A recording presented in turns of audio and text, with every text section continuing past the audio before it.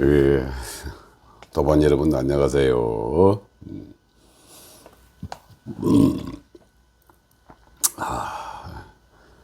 이 서울 사무실에서는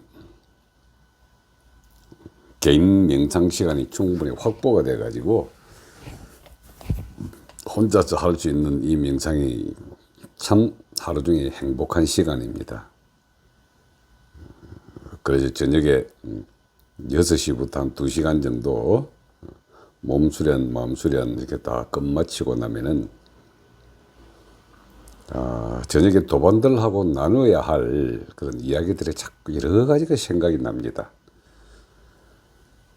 그래서 마침 어제가 현충일이다 보니까 저는 이 사관학교를 졸업하다 보니 제 동기생들이 군복을 입고 있을 때 많이 저 세상으로 갔거든요.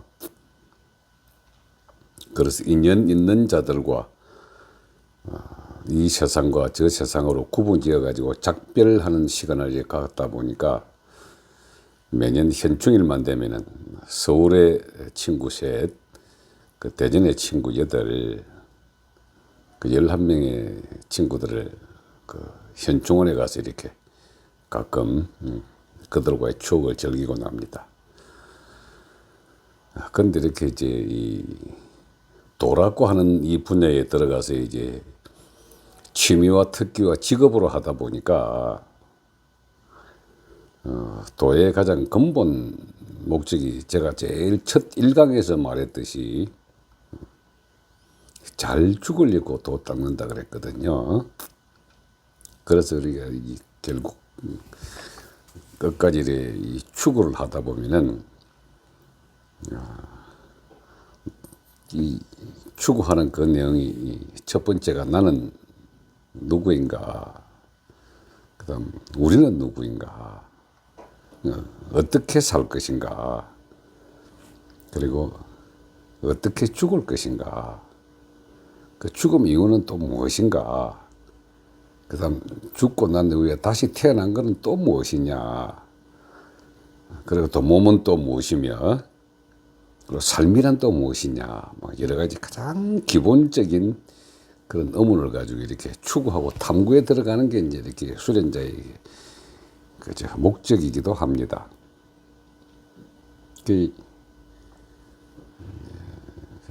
지난주에 이 대전에 있는 동기생들 무덤을 한번 쭉 찾아가 봐가지고 이 죽음 이후의 세계, 이 친구들은 어떻게 몸 버리고 영적 에너지만을 가지고 저쪽 세상에서 가고 있을까? 이 분야는 제가 굉장히 궁금해하고 많이 찾아왔던 분야거든요. 그리고 각 개인의 이 자연사에서 했던 이런 죽음이 있는 반면에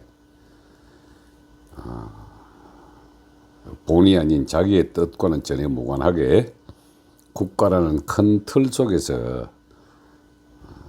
어떤 우리의 미화하느라고 나라를 지키느라고 죽었다고 하지만 어쨌든 그 죽음은 개인으로 봐서면은 그냥 죽은 겁니다.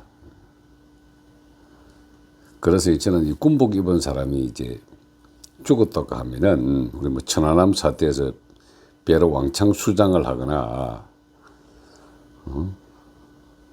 또는 이번에 공군의 여군 부사관이 자살을 했거나 또는 제 친구들 같이 지뢰 밟아 죽은 친구, 그리고 철액장을 하다가 심장마비로 죽은 친구, 그러면서도 군복을 입고 일은 하고 있었을 때 그냥 사고로 간 거죠, 이렇게.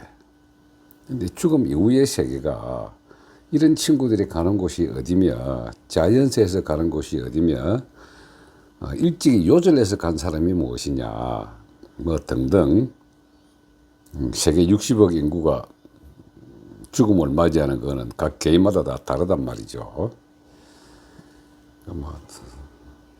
한꺼번에 있다가 세월호 같이 고등학교 동기들끼리 왕창 이리 가는 죽음도 있는 반면에 천안함 같이 폭삭해가지고 그저 가는 죽음, 여러 가지 다양한 죽음들이 많습니다.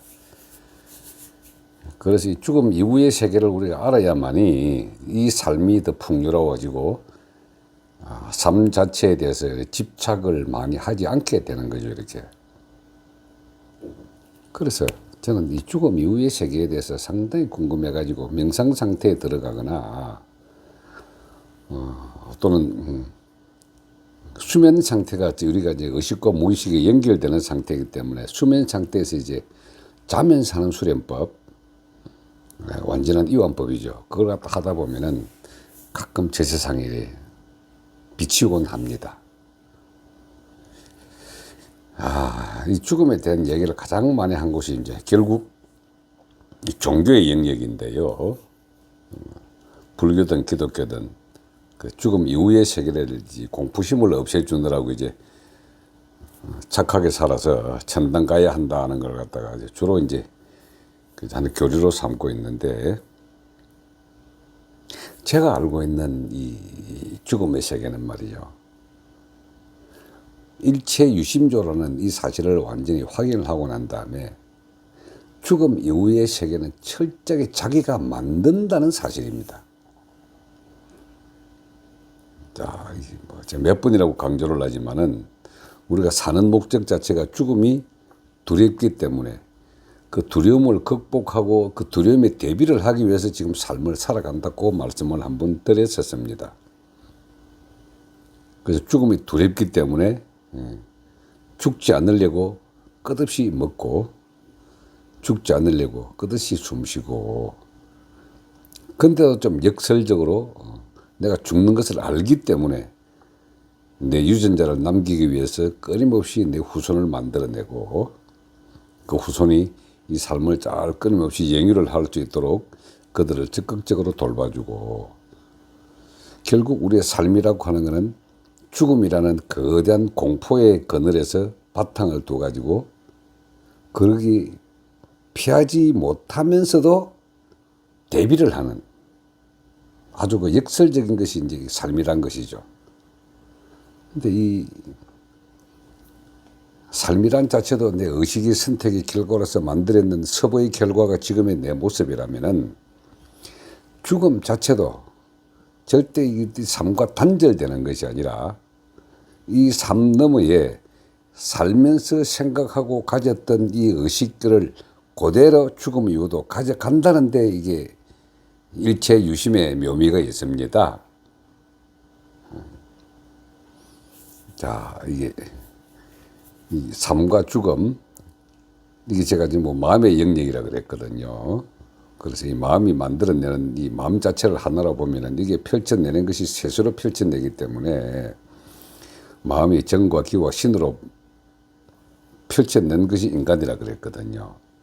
근데 죽음 이후에도 이 마음은 끝없이 계속 펼쳐지고 있습니다, 이게. 즉, 몸은 감각기관이기 때문에 감각기관을 해체를 하고 나더라도 감각기관을 통해서 받아들였던 그런 영적 에너지가 그 삶의 기본 자세가 그것에 내가 마음을 굳어놓은 그 상태가 그대로 죽음 이후에 펼쳐지게 되는 겁니다, 이렇게. 몸을 없애게 되면은 마음으로 그 다음 세상을 만들어낸다. 이게 진리입니다. 그리고 이 삶 자체도 내가 마음으로 만들어내고 마음을 펼치는 무대가 이 삶의 환경이거든요. 그러다 보면은 죽음 저 너머도 내가 의식으로 펼쳐내고 만들어내는 세상을 힘들고 어렵게 괴로움을 끝까지 갖고 있으면 그게 지옥이 됩니다.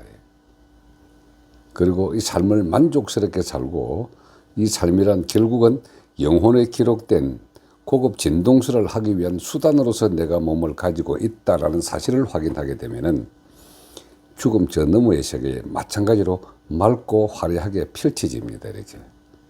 우리는 그 세상을 천당이라고 하고 또는 천국이라고 하거든요. 그래서 우리가 통상 이 삶에서 행복하다고 하는 건 이제 물질적이나 어떤 정신적이나 그 주변 환경이 이제 편안하게 살아가게 되면은 네가 전생에 나라를 구했나 보다라고 이야기를 합니다. 근데 전생에 나라를 구했다고 해서 이렇게 이제 현생에서 삶이 이렇게 행복하게 펼쳐지는 것은 아닌데, 숭고한 뜻으로, 그리고 죽음 자체를 그렇게 크게 두려워하지 아니하고, 이 이후의 세상은 내가 마음이 만들어내 가지고 만들어낸 그 세상에 다시 내가 마음을 붙여 가지고 살아간다라는 이런 확신이 있게 되면은, 그게 나라를 구한다는 그 숭고한 정신이 곧바로 죽음 저쪽 세상을 갖다가 환하게 펼쳐져 가지고, 그 다음 세상에 자기 자신이 태어났을 때는 그 맑은 세상이 기초가 돼 가지고 삶을 펼치거든요. 그럼 현재의 삶이라고 하는 것은 내가 저쪽 세상에 있을 때에 가지고 있던 생각과 마음, 에너지, 영역들을 한번 리와인드 해가지고 지금 이 세상에서 한 단계 업그레이드 시키기 위한 삶이 지금의 삶인 겁니다. 이렇게. 그래서 도의 가장 기본 정신이 어떻게 살 것이며 어떻게 죽을 것인가 하는 이것을 우리 알아내는 것을 그래 도라고 이름을 붙였는데, 이런 의미로 가져가 보면은 죽음 이후의 세계도 내가 만들어낸다라는 확실한 믿음을 가지고 계시면은 현상계에서 삶을 끊임없이 맑고 경이롭고 화려하게 아름답게 살아가야 할 자기 자신의 내면의 에너지가 딱 서게 됩니다. 이렇게. 그럼 그게 이제 우리가 종교에서 가르치는 것들이거든요. 베풀어라. 남한테 하는 게 곧 나한테 하는 것이다. 모든 것을 허용하고 용서하라. 죄 없는 자, 저 사람에게 돌을 던져라. 뭐 기타 등등. 이런 우리 윤리 교과서에 나오는 모든 이야기들, 우리 성경이라는 것도 궁극적으로 따지고 보면 윤리 교과서고, 불경이라는 것도 따지고 본다 보면 현생의 삶을 어떻게 살아야 저쪽 세상의 삶을 간다는 윤리 도덕 교과서가 바로 이렇게 각종 경전인 겁니다. 죽음 이후의 세상이 궁금하시다면은 현생의 삶을 펼쳐보면은 어떤 죽음에 내가 다가가야 하는지 이제 개념이 잡힙니다. 그리고 개념이 자기 자신이 거기에 관련된 확실한 믿음을 가지고 있으면은 삶을 영위하는 수단에 있어서 자기 자신이 기절을 갖다가 어떤 식으로 해야 된다는 감이 잡히거든요. 그럼 그 감이라고 하는 것은 몸 하나를 보존을 하기 위하여 주변 에너지들을 전부 다 이용을 하거나 탁하게 하거나, 우리가 소위 말하는 나쁜 짓이라고 하는 것을 내 살기 위해서 남을 죽이는 이런 형태로 가는 삶을 살게 되면은 저쪽 수상도 똑같이 그렇게 펼쳐진다는 사실이거든요. 그리고 윤리 교과서다 도덕 교과서도 하는 게 현장의 삶에서 내 삶이 나라고 하는 곳에 네모를 딱 쳐버리면 남이 되거든요. 그 나라고 하는 이 상을 갖다가 딱 고집을 하게 되면은, 즉 공간을 점유하고 있는 내 개인을 고집을 하게 되면 주변의 모든 것들은 나를 위해서 존재하는 것으로 착각을 해가지고 그들을 이용하고 또 그들을 밟고 그들을 딛고 올라가고자 하는 이런 자기 자신의 의식 에너지가 형성이 되면은 그 죽음 이후에도 똑같은 형태가 이렇게 형성이 된다는 겁니다.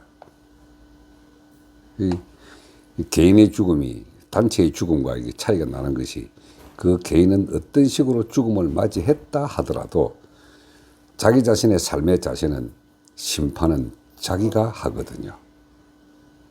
그리고 우리가 어떤 하늘이 있어가지고 심판도 하고 구원도 해주고 뭐 천당으로 보내주고 지옥으로 보내주고 하는 어떤 절대자가 있어서 그러는 것이 아니라, 내 삶의 과정과 내 삶의 습관, 그것이 내 의식 에너지가 어떤 식으로 펼쳐진다 하는 그것 때문에 그 펼쳐짐의 저쪽 세상을 몸을 버리고 나더라도 그대로 펼쳐진다는 사실에 대한 믿음이 있으면은 이 세상의 삶은 딱 하나로 귀결됩니다. 어떻게 살 것인가 하는 답은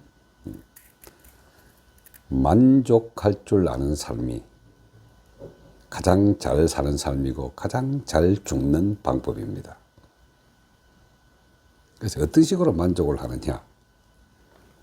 부자 중에 제일 큰 부자가 마음 부자거든요. 가지지 않은 것에 대해 가지고 탐을 낼 것이 아니라 현재 내가 가진 것에 대해서 완전한 만족을 이루게 되면은 그것이 가장 잘 사는 길이고 가장 잘 죽는 길이기도 합니다. 6월 호국 보건의달에 제 친구들이 있는 현충원에 다녀오면서 내 스스로가 얼마나 만족하는가. 아주 만족한다. 넌 잘 살고 있는가. 너무 잘 살고 있다. 막 이런 여러 가지를 하면서 이 생각과 이 만족할 줄 아는 삶, 이것이 곧 잘 죽는 길이기 때문에 도반들과 한번 나누고 싶었습니다. 자, 현충일에 여러분과 함께 나누고 싶었던 삶과 죽음의 자세. 오늘은 여기까지 하겠습니다. 고맙습니다.